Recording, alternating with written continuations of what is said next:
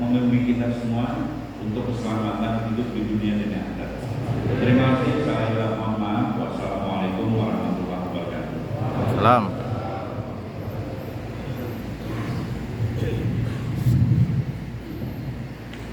Dipersilakan Pak Ustadz Abdul Somad dan Pak Bupati, Pak Wakil Bupati bisa.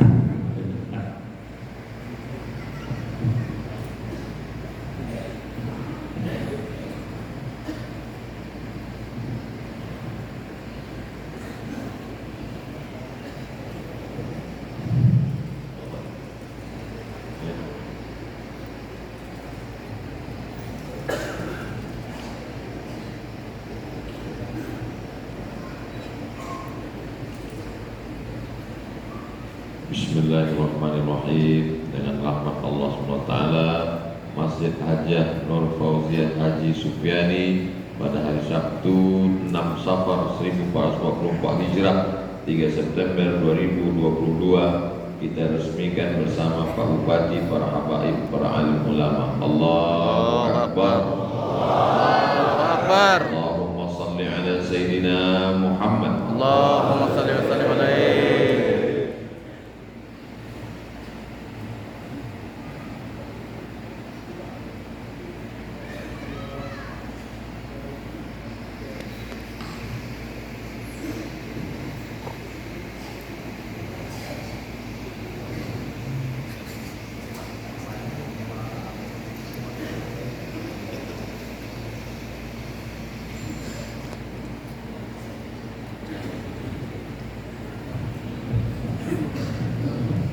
Baik C,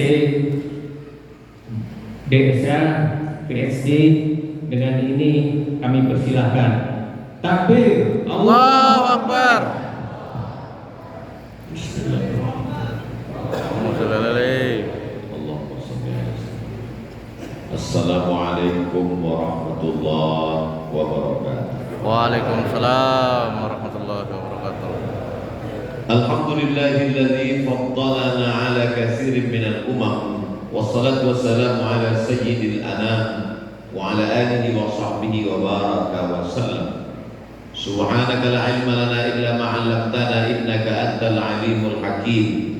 Rabbi shrah li sadri wa yassir li amri wa hlul 'uqdatam min lisani yafqahu qawli. Kullu amrin ribalin, semua amal yang baik walam yubda bi bismillah, kalau tidak dimulai dengan menyebut nama Allah, fahuwa aqtah, maka amal itu putus, tak bisa dibawa sebagai bekal menghadap Allah.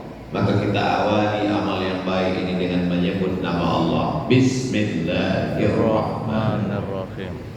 Setiap majelis kalau tidak disebut namanya, maka majelis itu menjadi at-tanajifah, majelis bangkai, busuk dan berbau. Kalau tidak disebut namanya, maka sholat tidak sah. Kalau tidak disebut namanya, maka khutbah batal. Kalau tidak disebut namanya, maka doa tidak sampai.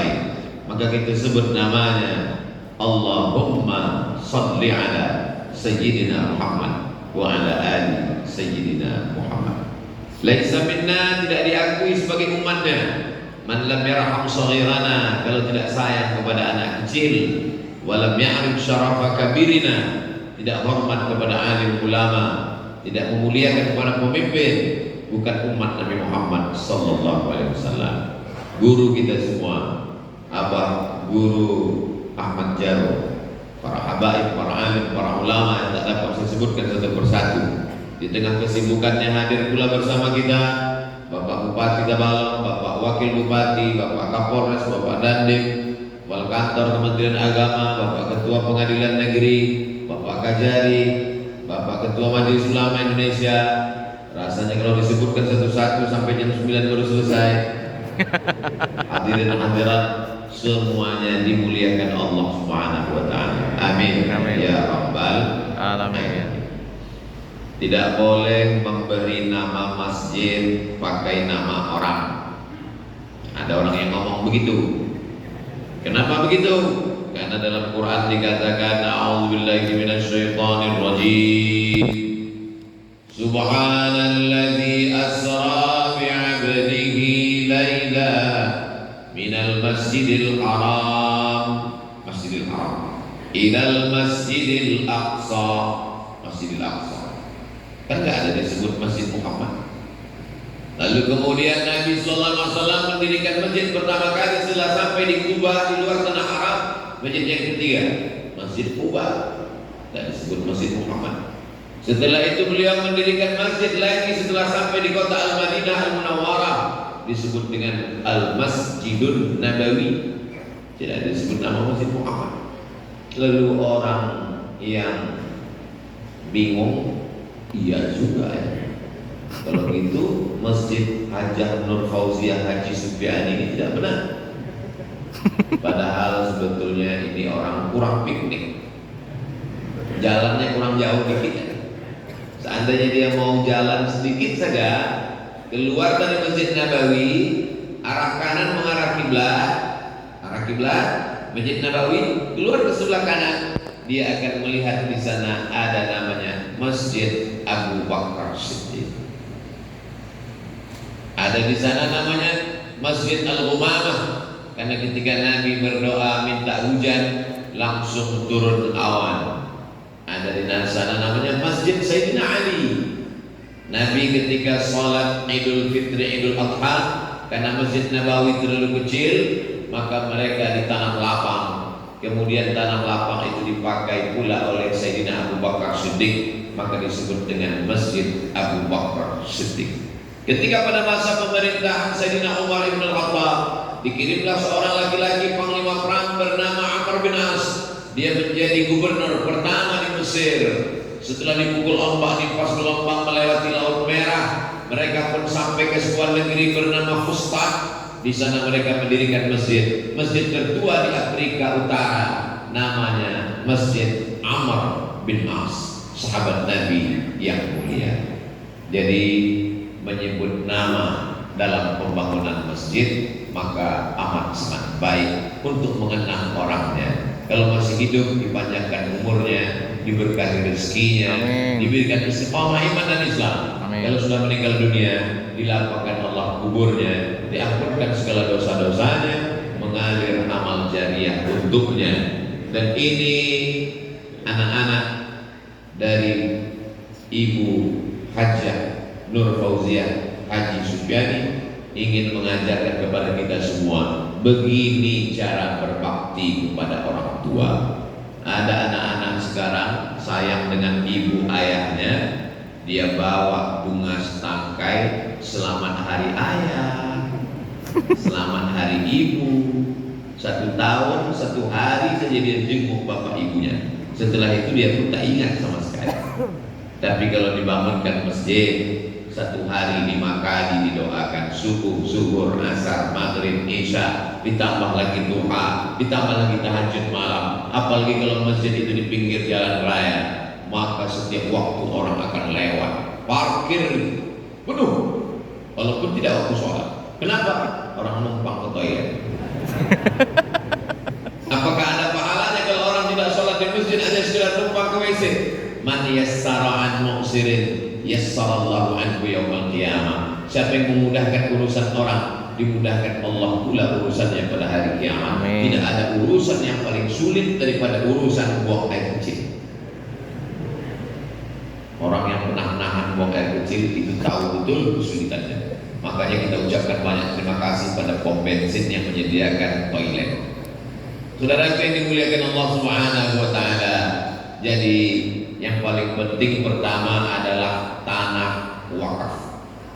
Walaupun saya bicaranya di Masjid Hajah Nur Fauziah Haji Supiani, tapi ini berlaku untuk semua masjid di dunia, karena tausiah ini didengar oleh seluruh masyarakat dari Sabang sampai Maroko, karena diupload di channel Ustaz Abdul Somad official. Jangan lupa subscribe, like, share, dan komen.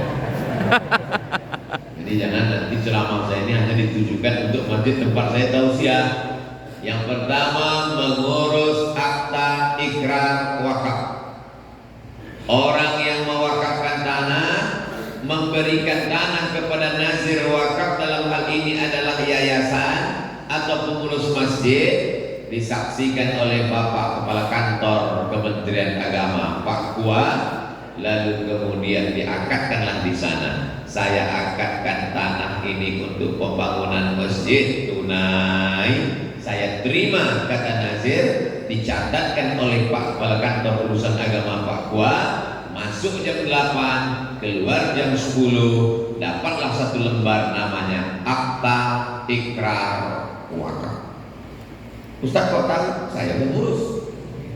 Karena kalau surat Akta Ikrar Wakaf ini tidak kita urus, maka surat tanah tidak bisa diproses di BPN, Badan Pertanahan Nasional. Kalau nama masih tetap nama orang, nama person, anaknya baik, cucunya baik, hari berganti musim berubah, harga tanah melambung tinggi, dibangun mall gedung tinggi kondominium, harga tanah yang dulu tidak laku tempat jin buang anak, tiba-tiba melambung tinggi, lalu kemudian orang pun menjual tanah. Dan sekarang banyak tanah masjid pun dijual orang. Kuburan pun kalau tidak dipasang batu nisan dijual orang juga. Dulu orang takut sama hantu, sekarang hantu takut sama developer. Dalam dimuliakan Allah Subhanahu wa taala. Inilah pentingnya mengurus akta ikrar wakaf. Ini saya sampaikan di sini karena kita selalu berdasarkan husnul prasangka baik. Ingat, setan belum pensiun. Alladzi yuwaswisu fi sudurin nas. Kalau yang berbisik itu dari kalangan jin, kita bacakan ayat kursi. Yang jadi masalah yang berbisik itu minal jinnati wan nas. Yang berbisik itu manusia. Itu kan tanah kakekmu, betul? Coba lihat cek tanah, masih nama dia. Ayo kita jual. Kalau yang berbisik setan dari kalangan jin, kita bacakan ayat kursi, qul a'udzu falaq, qul binas, selesai. Tapi ini yang berbisik ini adalah manusia. Kita bacakan ayat kursi, dia lebih hafal lagi dari kita. Wajahnya manusia, casingnya manusia, signalnya setan. Tapi itu tidak ada di Tabalong. Dulu pernah, tapi enggak. Orang Tabalong baik-baik. Amin. Ustaz Somad ini basa-basinya luar biasa. Apa nggak hadir tadi malam? Tadi malam kita Tabalong kan? Ya. Kabupaten Tabalong tadi malam penuh kebun karet. Saya sangka karena sudah penuh tadi malam ini paling subuh ini 2 sok aja. Ternyata Pak Bupati masih hadir, Pak Kapolres masih hadir, Pak Dandim masih hadir, Pak Wakil Bupati datang semua. Luar biasa. Ini orang-orang istiqomah iman dan Islam. Mudah-mudahan kita mendapatkan limpah barokah dari mereka semua. Amin. Nih cara berbakti pada orang tua. Kau gendong ibumu, bapakmu, ayahmu yang melahirkanmu, ibumu dari Tanjung sampai ke kota Al-Madinah Al-Munawwarah. Kau bawa ziarah ke makam Rasulullah sallallahu alaihi wasallam. Kau bawa ke Bir Ali labbaik Allahumma umrah. Kau bawa ke Masjidil Haram tawaf, sa'i dan tahallul. Kau bawa ke padang Arafah, Muzdalifah dan Mina, melontar jumrah ula, wusta dan Aqabah, belum dapat menembus satu teriakannya saat melahirkan. Ini anak-anak ini mesti dibawa. Hai para laki-laki, kamu mesti ikut masuk ke ruang bersalin untuk melihat istrimu melahirkan. Walaupun setelah itu kau tobat nggak mau lagi. Ketakutan. Orang yang ikut melahirkan anaknya menyaksikan, dia akan amat sayang kepada ibunya. Kenapa? Dia akan tahu begitulah 40 tahun yang lalu, 30 tahun yang lalu ibuku melahirkan aku, meregang nyawa taruhannya, robek dagingnya. Orang sekarang ini menganggap ibunya itu melahirkan dia macam bersin aja. Lahir. Penting anak-anak kita tahu tentang ini. Saudara yang dimuliakan Allah, begini cara berbakti kepada orang tua. Muliakan orang tuamu, buat dia seperti raja-raja, maka rezekimu akan dibuat Allah seperti rezeki raja-raja. Bukan hadis Nabi, dapat saya di grup WhatsApp. Tapi kita lihat nyata bagaimana anak dari Ibu Hajah Nur Fauziah Haji Supiani bercita-cita Ustaz Abdul Somad datang kemari. Ustaz Abdul Somad bukan tinggal di Jakarta yang pesawatnya sekali sampai ke Tabalong, langsung datang ke Banjarmasin, langsung ke Tanjung. Ustaz Abdul Somad tinggal di kampung di Provinsi Riau, Pulau Sumatera. yang datangnya ke Kalimantan Selatan hanya setahun sekali dan jadwalnya tak bisa diprediksi, Iya. tidak bisa dipesan, tidak bisa dikatakan datang tanggal sekian. Kenapa bisa terwujud hari ini? Tetapkan targetmu, alam akan membantu. Itu kata orang ateis yang tidak bertuhan.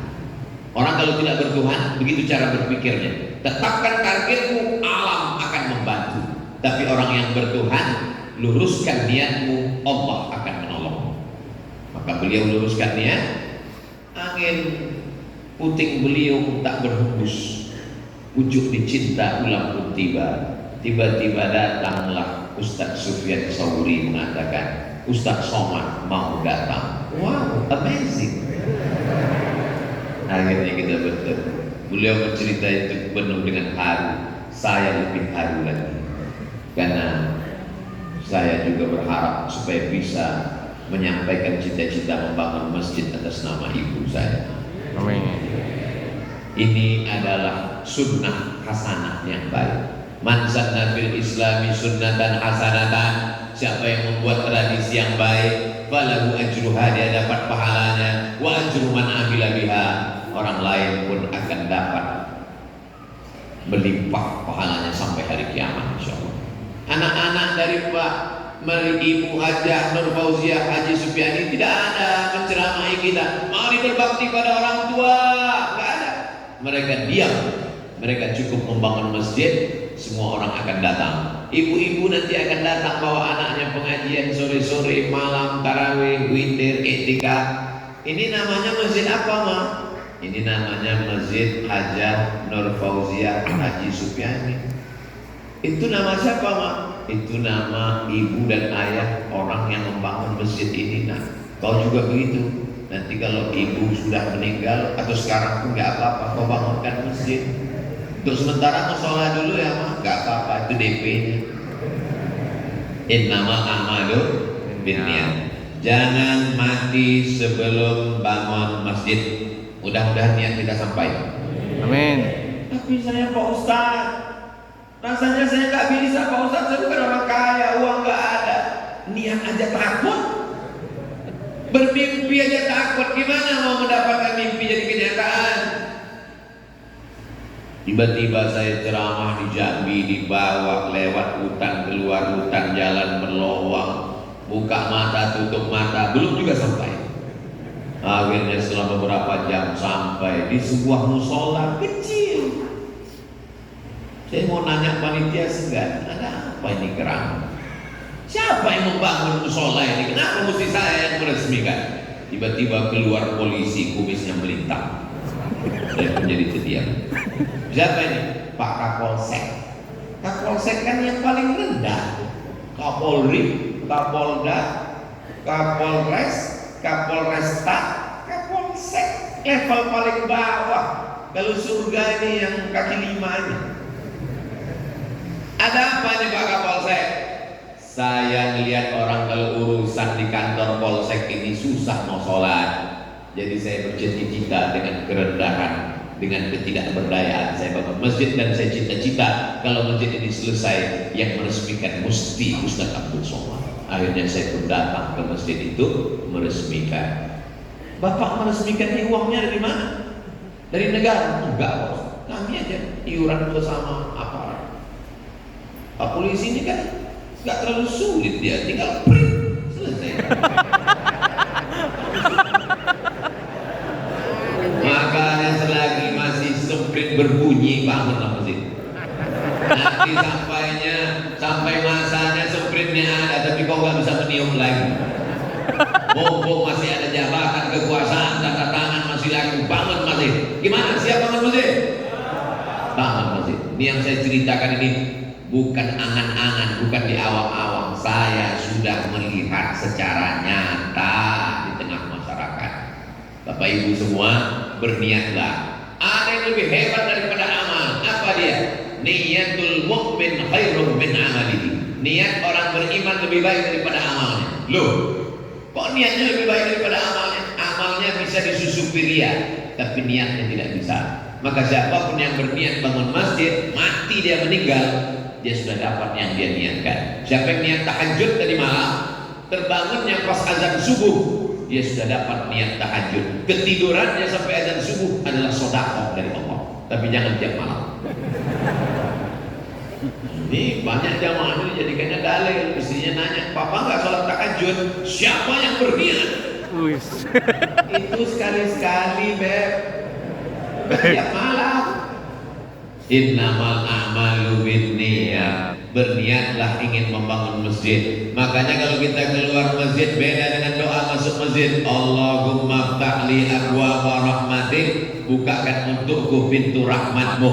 Tapi kalau keluar dari masjid, Allahumma inni as'aluka min fadlik, bukakan untukku pintu-pintu rezekimu. Yang punya ruko, yang punya toko, makin semangat bisnis. Yang tanam karet kelapa sawit, makin semangat. Yang tambang batu bara nikel emas, makin semangat.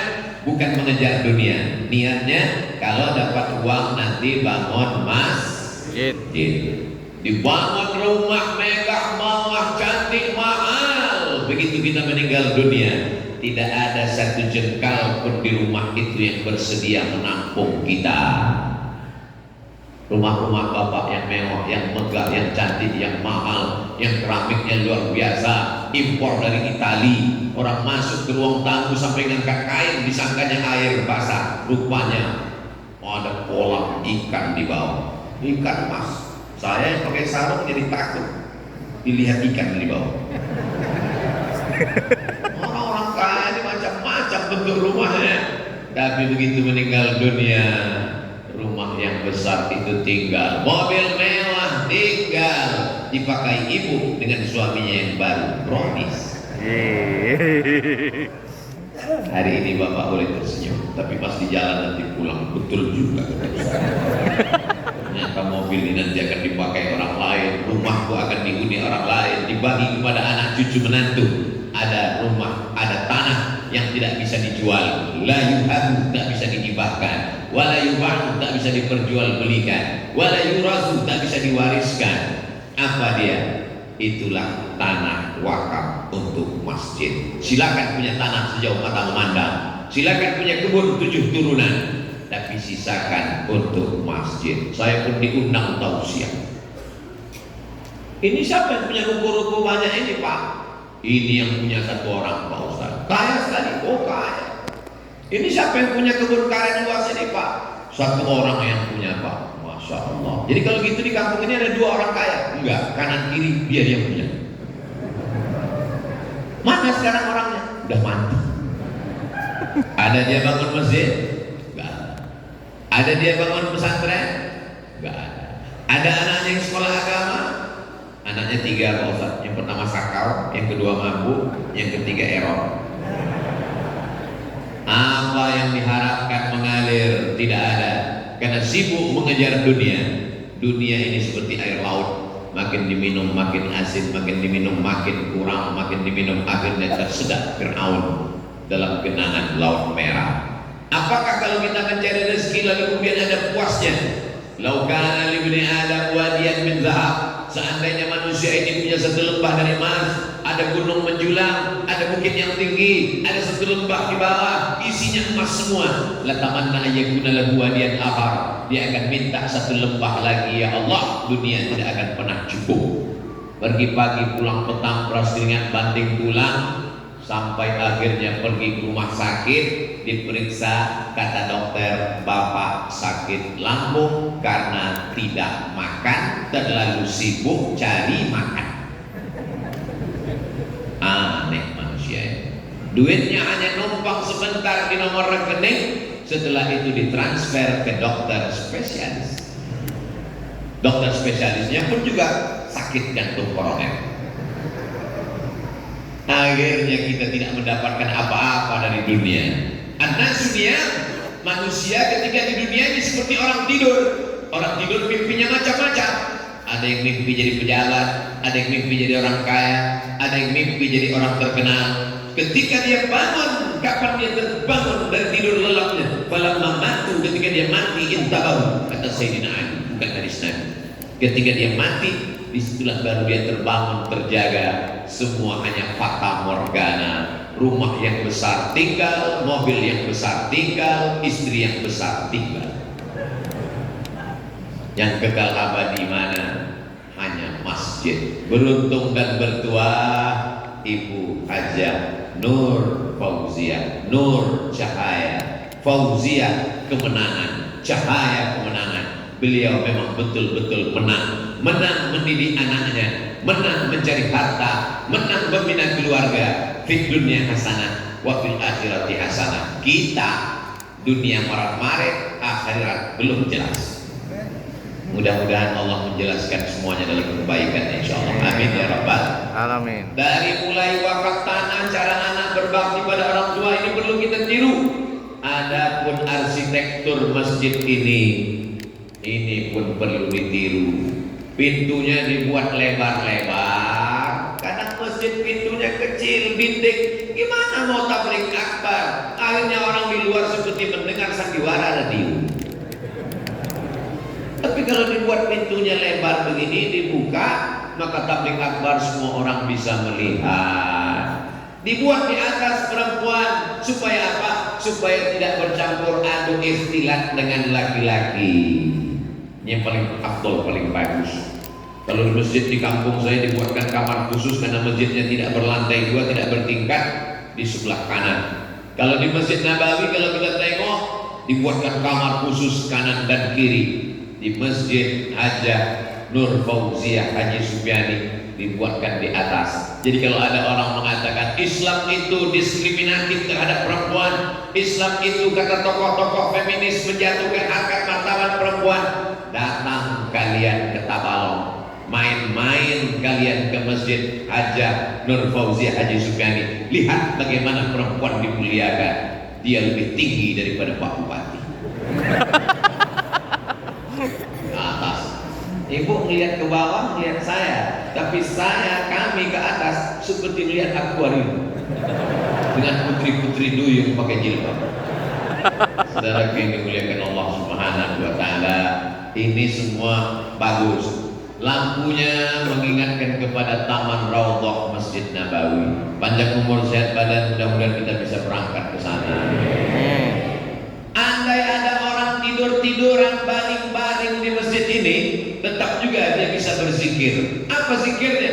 Ya Rahman, Ya Rahim, Ya Malik, Ya Qudus, Ya Salam, Ya Mu'min, Ya Muhaimin, Ya Aziz, Al-Jabbarul Takabbirul Khaliqul Barikul Musawwirul Ghafarul Qaharul Al Razzaqul Fattahul Alimul Qabilul Basitul, Asmaul Husna.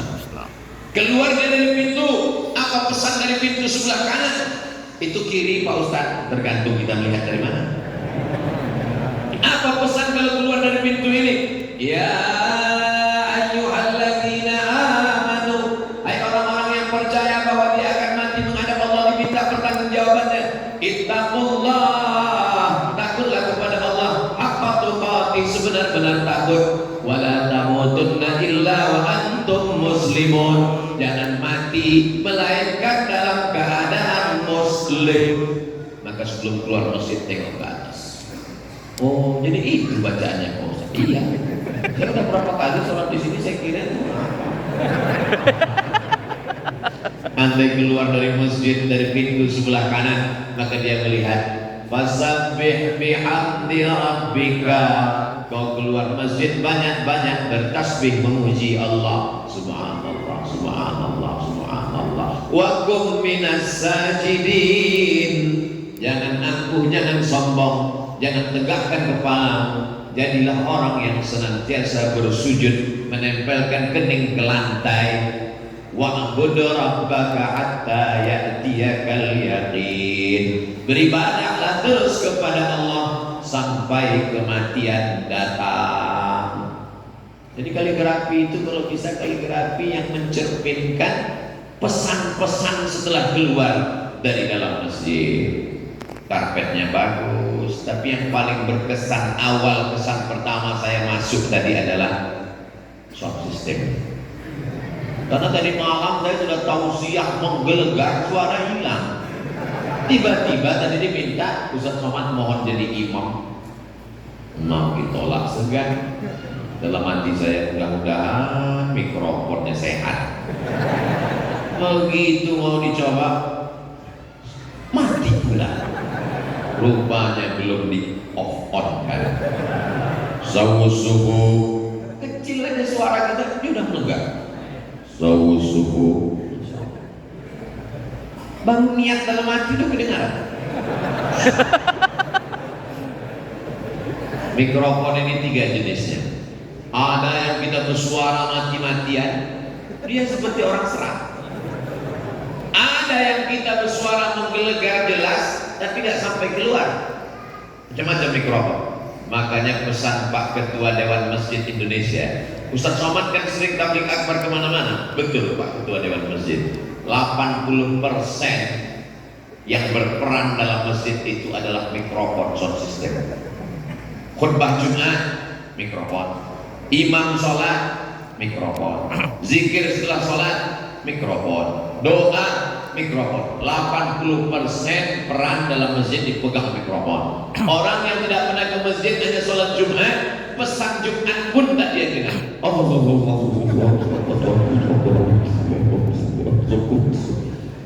Apa kata Fatih. Tapi tadi Masya Allah, padahal suara saya itu serak, bisa keluarnya bening. Ini perlu dicari mereknya apa. Bismillahirrahmanirrahim. Alhamdulillahirabbil alamin. Ini Masya Allah tabarak. Suara saya biasa-biasa aja, mikrofonnya yang luar biasa. Nah, AC dipasang supaya apa? Tenang, adem, ayem. Saya Ustaz Somad tak kenapa kalau sholat berzikir di masjid aja, Nur Fauziah Haji Supiani itu hati saya tenang, terasa sejuk. Apa nggak sejuk? Dekat AC. Lampunya terang benderang, bangunannya arsitekturnya bagus. Jadi orang-orang yang mau bingung mencari agama, dia coba jalan-jalan ke masjid, melihatnya dia jadi nambah hidayah mau masuk Islam. Ternyata orang Islam itu bersih, rapi, elegan, mewah, cantik, indah. Ada orang tertarik mau masuk Islam gara-gara baca sejarah Nabi, ditulis oleh orang orientalis, namanya Michael H. Hart, 100 ranking tokoh dunia Nabi Muhammad SAW nomor 1, ditulis oleh Karen Armstrong, sejarah Nabi Muhammad SAW. Lalu mereka pun coba-coba jalan ke masjid mau masuk Islam. Begitu sampai di masjid, yang pertama kesannya bau pesing. Begitu keluar masjid, sendal hilang. Gak jadi dia masuk Islam. Tapi insya Allah kalau dia jalan-jalan ke Kabupaten Tawalong, dia lihat masjid yang cantik dan indah ini, masjid sekaligus sebagai sarana dakwah insya Allah. Orang kalau datang kemari, Masya Allah, tabarakallah, memandang ke kanan, memandang ke kiri, memandang ke depan, melihat ke atas. Apalagi kalau dia lihat prasasti tadi, oh Ustaz Somad yang meresmi. Apalah kontribusi Ustaz Somad terhadap masjid ini? Gak ada. Yang mewakafkan tanah bukan dia, yang membangun masjid bukan dia. Udah selesai semuanya, utuh sempurna, tiba-tiba diminta tanda tangan.